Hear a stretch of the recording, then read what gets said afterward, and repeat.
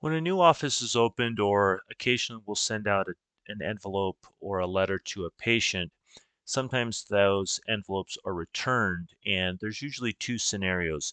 They're either returned with a new address or they are returned with no forwarding address. So we're going to go through what to do on those two scenarios. If it is returned with a new forwarding address, what we're going to do is we're going to update the address. So we'll go ahead and open up the patient's edit patient screen, and then we'll type in the new address, and then using the previous video on how to print up patient envelopes, we're going to essentially go to the patient envelope, print up a new envelope, and go ahead and put the letter inside of the new envelope and then send it out.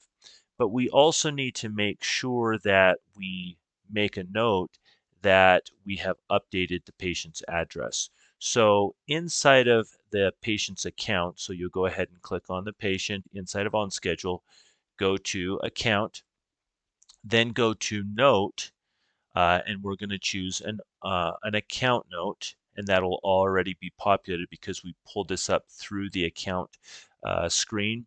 We're going to choose auto notes, and we're going to scroll down to the office transition letter returned with a forwarding address. Okay, so the process is very similar if there is no forwarding address, although we're not going to print up a new envelope, obviously, but we are going to go into the account screen and then choose the auto note that says transition letter returned, no forwarding address. Now, for the address, we're actually just going to put in capital letters update, which will alert us if this patient does come into the office that we need to update that patient's address.